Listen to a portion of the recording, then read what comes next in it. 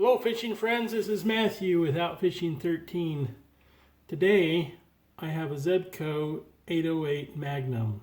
This Magnum needs a little bit of repair on it. My friend that sent it to me, he did a super tune on it, and when we put it back together, the little anti-reverse actuator broke on him. They're just made of plastic.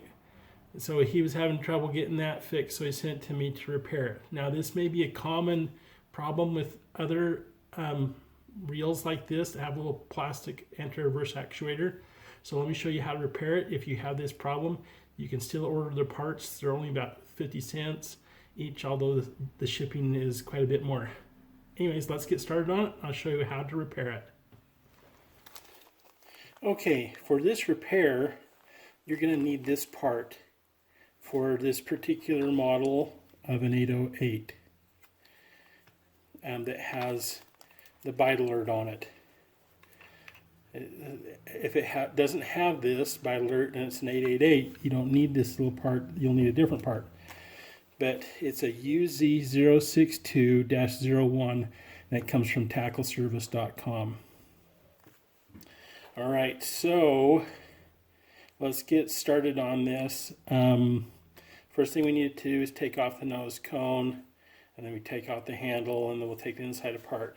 For the repair, you'll need a few tools. You'll need some oil, some real grease. You'll need a screwdriver, a small one, maybe a big one. You might need a little screwdriver, a little Phillips screwdriver like this, and a pair of needle nose pliers. That's about all you'll need. Let's take it apart.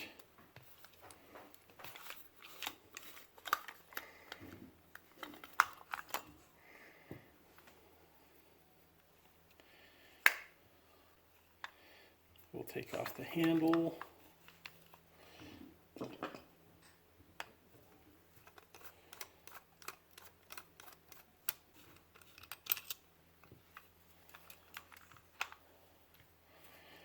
Okay, and then we can slip the back off of here.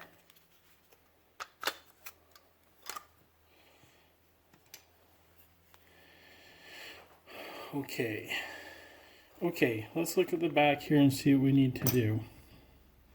We're going to need to take apart and take this main center shaft out here, the main crankshaft, I mean. So we've got to take off these two little caps here, take out the bushing or the bearing here. You need to take off this cap, bearing cap here, take off this little wedge here, and and then we can take it out. So let's get started on that.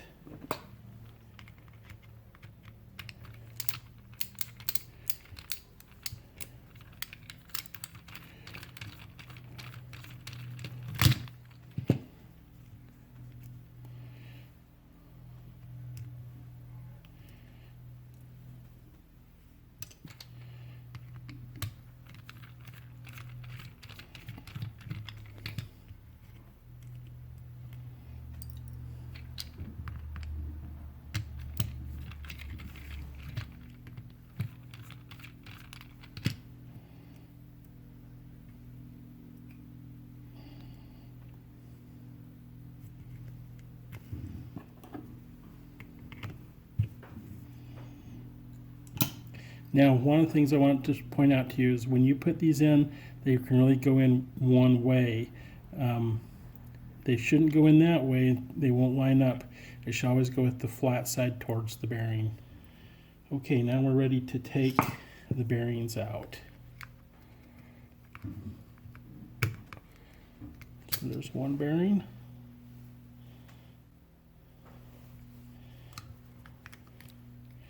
There's the other bearing. Now, one of the things that these always have behind them most of the time is a little shim bushing. Flip off of there. There we go.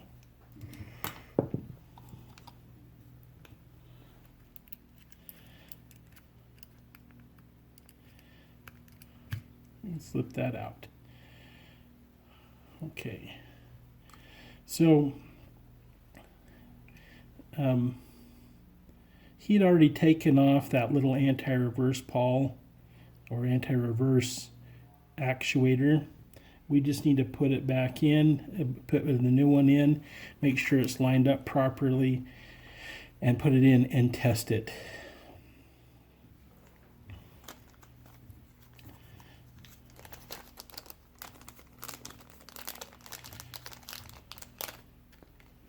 Okay, this has a little finger right here. That little finger, the flat side goes against it like this, and that little finger goes in this little groove. Let me see if I can show it to you. Yeah, you can get a good shot there. There's this little groove right here that it goes into, and that little actuator finger needs to go in there. Now, this needs to be able to spin freely on here, so I'm going to make sure it has a little bit of grease and oil on there and clean it up a little bit and put it on there. Okay. We're just going to put a little bit of grease on the back here. This is a lighter weight grease. And then we're going to use a heavier weight sticky grease.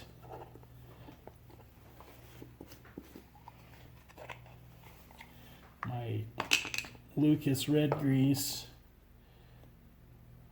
for the main gear here. You don't need very much, it just needs a little bit. If you add too much grease to this, it's just going to flip off or accumulate on the inside here, and it doesn't do any good. It only does good if it's on those gears.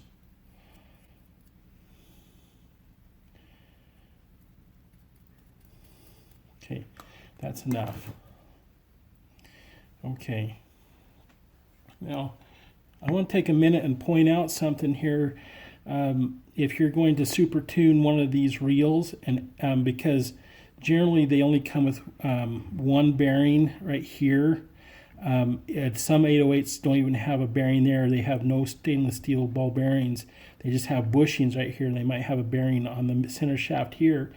But there can be a problem, and this fellow ran into a problem when he put his back together, and it was too tight. And let me explain why. So what these little washers are for, what they're actually for, is they're actually a type of shim. They're used to close and make the gear lash between this gear and this gear down here. It makes it tight and so that it runs smoothly. But you don't want it too tight, or else the tips of these gears right here run deep down into the groove and grind against each other, making it too tight, and it'll be hard to even crank. So when these are put together, these black bushings right here may be too thin and it has too much gear lash, and so an extra bushing can be added, or this shim, not a bushing, but this shim can be added. It's a little washer, and different thicknesses may be added at the factory to give it the proper gear lash. And if it has too much, like this particular reel had two thin shims on it. When you take yours apart, yours may only have one on there. Well, when you put the bearing back in there, the bushing back, the ball bearing, when you put the ball bearing back in there, it may be a little bit wider than the original bushing. And so what you have to do is you have to remove one or all of your shims, and it'll still run just fine. I did mine. You can watch my 808 video that I removed mine completely and didn't have one. So here's the old anti-reverse actuator, and it's busted. And he tried to glue it back together, I can see that, and fix it. But it didn't hold up. And here's the new one. So let's put this back on and put it back together. and make sure that he had a problem with the gear lash being too tight. So what we're going to do is we're going to put this back together with just one and make sure that works good. Okay, I'm just checking. I'm like, why is this got a little flat spot in there? And it's just so you can stretch it up there over that, but it needs to be all the way down there. When he put it back together, it may have been like this and got bound in there, so it needs to stretch over that, just like that. You see that? Out of these two washers, there's one that's thicker and one that's thinner. So one thing a guy can do if these are too thick, let me just show you, is you can get a thin piece of fine sandpaper and put it on a really flat surface. My lid here will work just fine. And just using your finger, you could come in here and sand it down a little bit, making it just a little bit thinner. And it won't take a lot. And we can polish it up and take a little bit of material off of there and make this washer, the shim washer, a little bit thinner. So that's a little bit thinner. I didn't need very much. Wipe that down good. Okay, let's take and put this on here. And we'll put it back together. And we want to make sure that little piece right there fits in that little groove right there when we put it down in there. So let's get that down in there just right. Okay, it's in there. Let's put the bearings back on. They're greased really well. Now, one of the tricks that I like to do is I like to use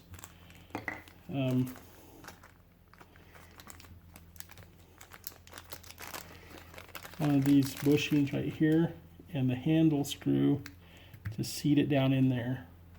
So just put it on there and seat it in there. And then you can pop the old, you can see just comparing it that this bearing right here is a little bit wider than that bushing right there.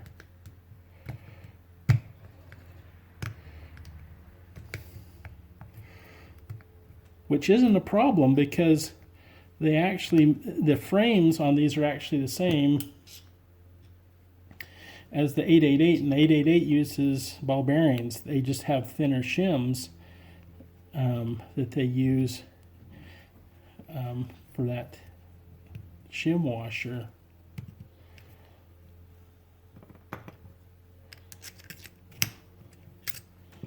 Okay, we'll make sure that's seated all the way.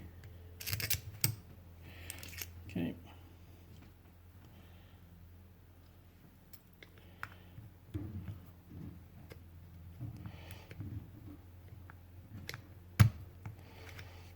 Take that back out.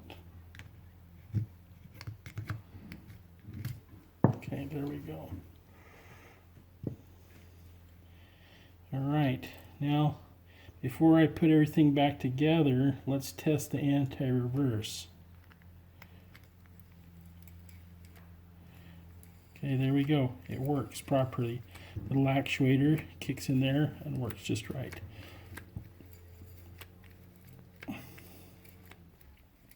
Okay, I'm going to add a little bit of oil.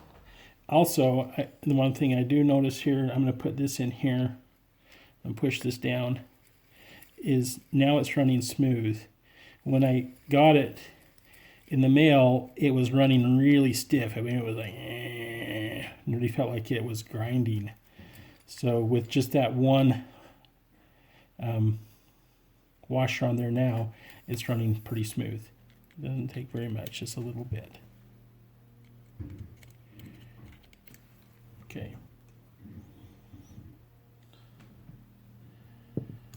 Let's put this back on there. Okay, and this one has the longer screws.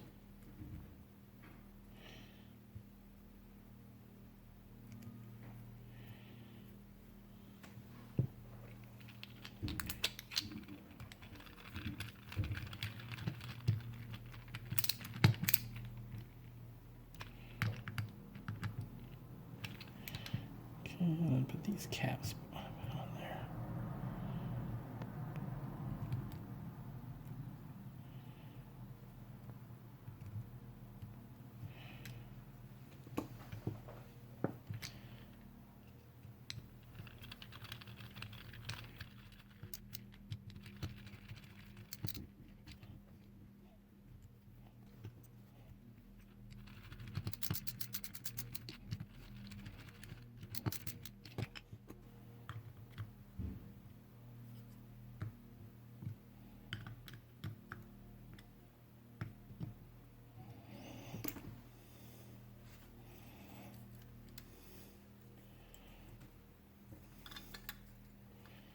See, I'm going to add a little bit of grease down in there on that little piece for the button.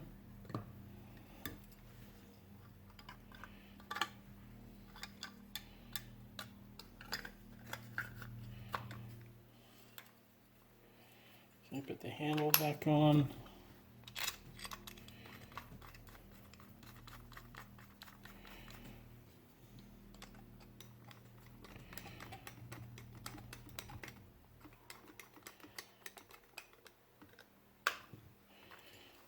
Okay, let's take and try that.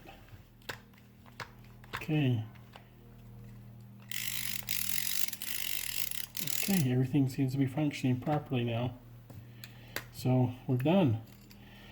And that's fixed. So let me know if you have any questions and comment below. And make sure you subscribe to my channel by pushing that button right over there. And give me a big thumbs up and subscribe to my channel. Thanks and have a great day. Bye.